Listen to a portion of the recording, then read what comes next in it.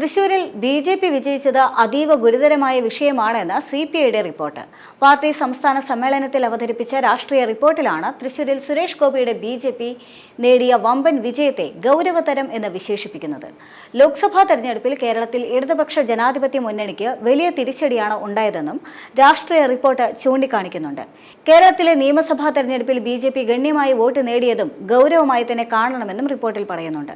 Thrissur parliament തെരഞ്ഞെടുപ്പിലെ BJP. വിജയവും ചില അസംബ്ലി മണ്ഡലങ്ങളിലും അവർക്ക് ലഭിച്ച മുൻഗണനയും കേരളത്തിന്റെ സാമൂഹ്യ രാഷ്ട്രീയ രംഗത്ത് വന്ന വിഷയാത്മക മാറ്റമാണെന്നും രാഷ്ട്രീയ റിപ്പോർട്ട് വിലയിരുത്തുന്നുണ്ട്.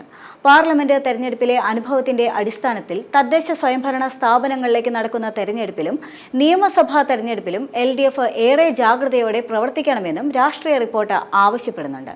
മുന്നണിയിൽ നിന്ന് അകന്ന ജനവിഭാഗങ്ങളെ ചേർത്ത് പിടിക്കുന്നതിനും ഒപ്പം അണിനിരത്തുന്നതിനും സൂക്ഷ്മതലത്തിലുള്ള പ്രവർത്തനങ്ങളുമായി മുന്നോട്ടു പോകണമെന്നും രാഷ്ട്രീയ റിപ്പോർട്ടിൽ പറയുന്നുണ്ട്. ഭൂരിപക്ഷ ന്യൂനപക്ഷ വർഗീയതയ്ക്കെതിരെ ശക്തമായ പോരാട്ടം നടത്തണം എന്നതാണ് രാഷ്ട്രീയ റിപ്പോർട്ടിലെ മറ്റൊരു പ്രധാന ആവശ്യം. ഇസ്ലാമിക തീവ്ര വർഗീയ ശക്തികളും കാസയും വർഗീയ ചേരി ഉണ്ടാക്കുന്നതിനായി ശ്രമം നടത്തുന്നുവെന്നും ഇന്ത്യയുടെ മോചനം ഇസ്ലാമിലൂടെ എന്ന മുദ്രാവാക്യം രാജ്യത്ത് ഉയർത്തുന്ന ശക്തികളുണ്ട് എന്നും ജമാഅത്തെ ഇസ്ലാമി, SDPI തുടങ്ങിയ ശക്തികളുടെ ലക്ഷ്യവും വർഗീയ ചേരിതിരിവ് സൃഷ്ടിക്കുക എന്നതാണെന്നും റിപ്പോർട്ടിലുണ്ട്. ഈ സാഹചര്യത്തിൽ ഭൂരിപക്ഷ ന്യൂനപക്ഷ വർഗീയതയ്ക്കെതിരെ ശക്തമായ പോരാട്ടം ആണ് നടത്തേണ്ടതെന്ന് രാഷ്ട്രീയ റിപ്പോർട്ട് ആവശ്യപ്പെടുന്നുണ്ട്. കഴിഞ്ഞ കുറേ വർഷമായി കേരളത്തിലെ ജനങ്ങളുടെ ബോധത്തിൽ വർഗീയ ചേരിതിരിവ് ഉണ്ടാക്കാനുള്ള ശ്രമമാണ് നടന്നുവരുന്നത്. അന്ധവിശ്വാസങ്ങളും അനാചാരങ്ങളും ആഭിചാരക്രിയകളും നിരോധിച്ചുകൊണ്ടുള്ള ഒരു നിയമനിർമ്മാണത്തിന് ഇനിയും അമാന്തിച്ചുകൂടാ എന്നും രാഷ്ട്രീയ റിപ്പോർട്ട് പറയുന്നുണ്ട്. കേരളത്തിലെ ജനങ്ങളിൽ മതനിരപേക്ഷ ബോധമില്ലാതാക്കി ഹിന്ദുത്വ അടിസ്ഥാനത്തിലുള്ള ചിന്താഗതി വളർത്താനാണ് സംഘപരിവാർ ശ്രമിക്കുന്നത്. ആശയതലത്തിലുള്ള ആസൂത്രിതമായ ഇടപെടലിലൂടെയാണ് അവർ മുന്നോട്ട് പോകുന്നതെന്നും രാഷ്ട്രീയ റിപ്പോർട്ട് ചൂണ്ടിക്കാണിക്കുന്നു. കുട്ടികളെയും യുവാക്കളെയും സ്ത്രീകളെയും കേന്ദ്രീകരിച്ചുകൊണ്ട് ആത്മീയ തലത്തിൽ വലിയ തോതിൽ പ്രചാരണങ്ങൾ അഴിച്ചുവിടുന്നുമുണ്ട്. ആരാധനാലയങ്ങളെ ഉൾപ്പെടെ കേന്ദ്രമാക്കിക്കൊണ്ട് കേരളത്തിലെ ജനങ്ങളുടെ ചിന്താഗതി മാറ്റിമറിക്കാനും സംഘപരിവാർ ശ്രമിക്കുന്നതായി റിപ്പോർട്ടിൽ കുറ്റപ്പെടുത്തുന്നുണ്ട്. ഭാരതാംബയുടെ ചിത്രത്തിന് മുൻപിൽ പുഷ്പാർച്ചന നടത്തണമെന്ന ഗവർണറുടെ ആവശ്യം നിരാകരിച്ച കൃഷിമന്ത്രി P. പ്രസാദിനെ റിപ്പോർട്ടിൽ അഭിനന്ദിക്കുന്നുമുണ്ട്.